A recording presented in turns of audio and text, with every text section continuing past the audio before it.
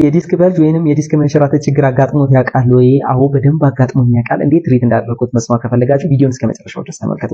ስፖርት ሳይንሱን ከመማሬና ከማወቄ በፊት የብዙ ኤክስፖዠሮቼ ለጉዳት የሚያጋልጡ ነበረ። በተለይም ከ2004 ጀምሮ መስቀል አደባባይ ጀምረን ማለት ነው እንደ ሰልጣኝም እንደ አሰልጣኝም ኦልሞስት 14 ዓመት የአስፋልት ላይ ኤክስፖዠር ስለነበረኝ በኃይለኛው ብዙ መገጣጠሚያዎች ሊጎዱ እንደሚችሉ መገመት አይከብድም። ኦፍኮርስ እንደዚህ አይነት ስፖርቶችን እየሰራው ጉዳት በነበርኩበት ሰዓት ከምወደው ስፖርት ላለመቅረት ስል ብሬስ በማድረግ ጭምር ስፖርት ቤት እየገባው ራሴን ስፖርቱ ላይ ለመቆየት ሞክሬያለሁ።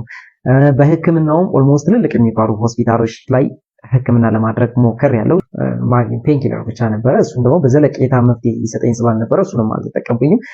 ስለዚህ የነበረኝ ብቸኛው አማራጭ ራሴን ማከም ነበረብኝ። ራሴን ለማከም ደግሞ የመጀመሪያው ያደረኩት በፊዚዮቴራፒ ኤንድ ሎወር ባክ ላይ አጭር ኮርሶችን በኦንላይን መውሰድ ነበረ። እነሱም ደግሞ በበቂ ሁኔታ መልስ አልመለሱልኝም። ስለዚህ በተቻለኝ መጠን ትልልቅ መጽሐፎችን ሳይቀር በፉል ታይም ቁጭ ብዬ ማንበብና ሪፈር ማድረግ ጀመርኩኝ ማለት ነው።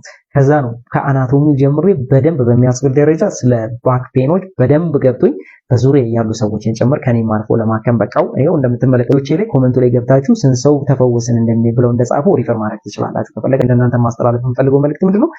ተመሳሳይ በሽታ ሆኖ እንኳን ተመሳሳይ ስፖርት ትሪት ላይ ያደርገው ይችላል። በሚገርም ሁኔታ አንደኛው ላይ ጉዳት ሊያመጣ ስለሚችል በተቻለ መጠን ህመም ሳይሰማችሁ ራሳችሁ ስፖርቶችን እየሞከራችሁ ህመም የሚሰማችሁ ከሆነ ራሳችሁ ምልክት እየሰጣችሁ አቁሙ ማለት ነው።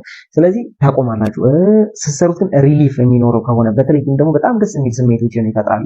ስፖርቶችን ስትሰራቸው ለአንተ የታዘዙ አይነት ነገር ከሆኑና ተቀጥልበታል። ኦፍ ኮርስ አጋጥሞኝ ነበረ ዲስክ በልጅ ግን በደንብ ትሪት አድርጌዋለሁ ሆነስትሊ በደንብ እና እናንተ ማድረግ ትችላላችሁ። በእርግጥ የምፈልገው አሁንም በዙሪያዬ ወይ ደግሞ በአካባቢ አንዳንድ የአስፋልት ላይ ስፖርቶችን እየተመለከትኩ ነው ያለሁት። እነሱ በጣም ጥንቃቄ ይፈልጋሉ። ስፖርት ቦታዎች የጤና ቦታ እንጂ የበሽታ ቦታ መሆን የለባቸውም። የስፖርት አሰልጣኝ ምርጥ ኳሊቲ ሊሆን የሚችለው እና ደግሞ የሚገባው ምን ያህል ሴፍ ሆነው ስፖርተኞቹ ቆዩ በሚል ነው እንጂ ምን ያህል ተጎዱ በሚል መሆን የለበትም።